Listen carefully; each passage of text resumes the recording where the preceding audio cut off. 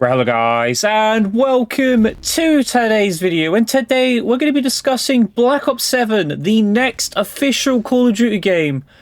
But should we be excited about it? I'm going to talk about that more today, kind of run you through what was actually in the trailer and discuss it in a little bit of detail. There's not too much to take away from the trailer, but I'm going to discuss it anyway. If you guys want to watch the trailer, it is out there. Go look for it. It's not going to be appearing in this video, but I advise you guys to go look at it and kind of make your own judgments, whether you're excited for it or not.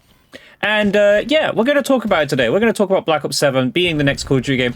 Worst kept secret known to man. We kind of knew this was going to be the case. It could have been called something else, but most likely it was going to be called Black Ops 7. And officially, it is now Black Ops 7. But a lot of things have happened since this trailer dropped, and it's been rather interesting. So let's summarize the trailer. The best way to put it is, it's a nice little cinematic. In fact, the crazy thing of it was actually a trailer that made you think it wasn't Call of Duty. When this trailer got popped up in the reveal event, nobody actually realized this was Call of Duty until obviously it became obvious throughout the trailer that it was Call of Duty. But nobody actually initially realized this was a Call of Duty trailer. So that's a good sign, right? Maybe we're going to be in for a year that's actually a little bit different. We hope, right? Because let's be honest, Black Ops 6 kind of sucks. Kind of why you're seeing a gameplay from a long time ago. I haven't played a lot of Black Ops 6. You guys might know this. You guys watching this probably don't even play Black Ops 6 at the moment, but let me know down below if you're playing Black Ops 6 still. But me currently, I'm barely playing it. That's why you're not seeing many new gameplays. This is from ages ago. But anyway, back to the point. Black Ops 7.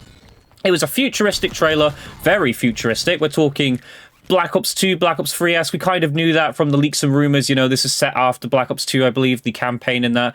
We've seen some leaks and rumors about it being futuristic, that, which I'm okay with, and I'm glad it is futuristic because that means there's no limitations, there's no excuses. Treyarch can go, you know, all out and not sit there and say, we made the gameplay this way, we made the game this way because, you know, it's set in 1946 and we can't do that.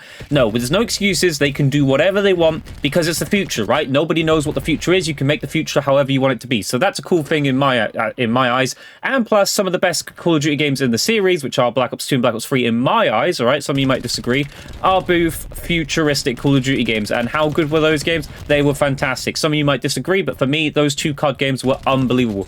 So hopefully, Treyarch gets to cook with this now, you know? Maybe this year's game was not set in an era that they really wanted to do. I'm not really going to give them an excuse for how the gameplay's gone this year and how performance-wise the game's been. It's been atrocious. So I want to talk about that a little bit more in a second, though, because obviously we're going to talk about should you actually get excited for this. That's one thing I want to say. Should we get excited for this? But I'll talk about that more in a second. But something that was interesting that came from this was the reveal trailer actual, like, I don't know how to take it, like, popularity. So what I'm going to post on the screen here is a tweet that says, the Black Ops 7 teaser has more views in less than a day than the Black Ops 6 reveal trailer had in over a year. Now, the Black Ops 6 reveal event also came as, like, the big launch for Game Pass and everything for Xbox. I believe this was at the Xbox Showcase event and everything. Basically, Black Ops 6's trailer should have done way bigger numbers than what Black Ops 7 has done. And Black Ops 7 in one day, or not even one day, barely 21 hours, it said from this tweet, surpassed the view count. Now, I don't know if that's just YouTube, you know, promoting the video a little bit better than Black Ops 6. I don't know. Maybe people do care more about Black Ops 7 than Black Ops 6.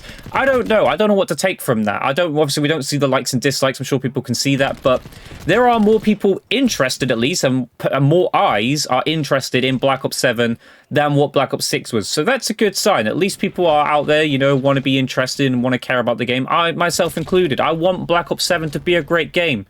But there is obviously the talk of, can it be a great game? We'll discuss that more in a second. But another one in the screen here as well. Well, actually, I'm not going to post the screen. But Black Ops 7 will be available on PlayStation 5, Xbox Series X. We obviously knew that. But it will also be appearing on PlayStation 4 and Xbox One, along with Battle.net, Steam, Xbox PC app, and Game Pass. So that's great for me because that means I don't have to buy the game. If you're on Game Pass, you do not have to buy the game. It will be there at launch, as long as you have the right subscription, of course, which is probably going to be Ultimate. And it's going to be on the Xbox Play Anywhere title, so that means one purchase lets you play on Xbox console and Xbox PC. If you kind of, you know, have an Xbox Pass sort of on PC and you want to play on PC instead of Xbox, you can do that. So it is going to be on Xbox One and PlayStation 4, consoles that are now 10 years old, possibly more. That's a worrying thing because we know that these consoles do have their limitations, which does normally affect the development of these games, because regardless of how good we want it to play on an Xbox Series X, regardless of how good we want it to play on a PC, regardless of how good we want it to play on a PS5, it's always going to be limited because of those two consoles. The game's going to be made to be playable on those consoles, and for it to run alongside those playing on Xbox Series X, and that it's going to be made that way. It's going to be limited. It's going to have limitations. That worries me. That means we might get some design that's just not going to feel like Call of Duty has really, you know, evolved again. We're going to feel like Call of Duty's stuck where it's always been, the same game, the same graphical, you know, structure to it, the same gameplay. We're not going to see Call of Duty fully evolve how we want it to evolve.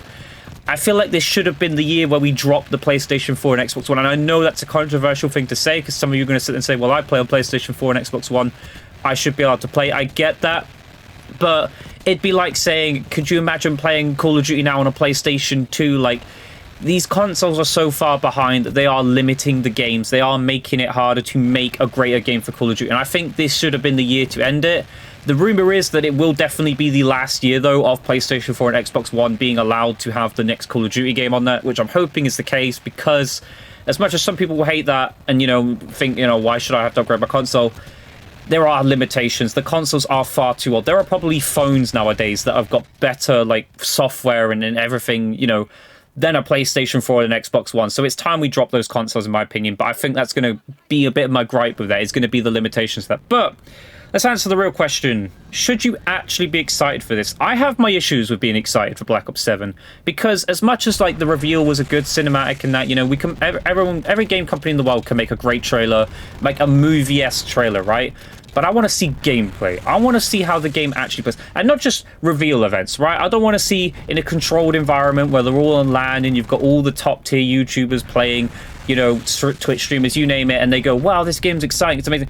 We've been there. We've done that. We've done that with Call of Duty for years now. The game can look great for the first 3 months, right? We've seen that with Black Ops 6. People were interested. People liked Black Ops 6 at the start. But then look what happened to it. It fell apart. Everything fell apart of it. You know, I want to see real issues dealt with. I want to see Black Ops 7 deal with the things that we actually care about, right? Skill-based matchmaking. Are we going to see any sort of change? That probably not. But let's take the real ones. Gameplay, matchmaking times. I want to see matchmaking times improve. They are awful in Black Ops 6. The connections, they're terrible. They're absolutely terrible in Black Ops 6. What's to say that's not going to happen in Black Ops 7? And then we've also got things like cheating, right? Cheating is through the roof in Black Ops 6. It's been worse than ever. It seems to be a problem that gets worse and worse every single year. People who play ranked can't even play ranked. They probably don't play it because of how bad it is. Even if you switch to console only, it doesn't matter anymore. There are people cheating on console now. You can do that. Like, it's out there. It's a big problem.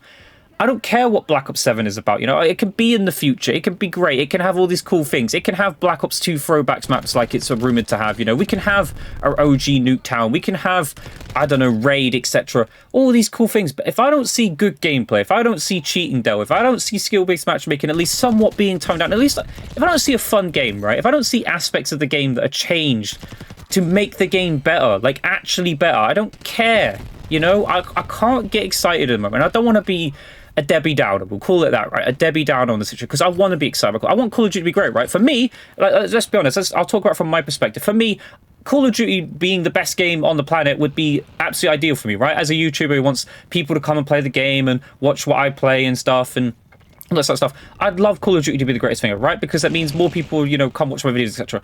But I can't sit there and pretend to be hyped about something when I know what the game's like right now. Like, this is Black Ops 6 right now, right? Black Ops 6 is not in a good state. I need stuff that makes me think that Black Ops 7 is going to be that game, that Black Ops 7 is actually going to be better.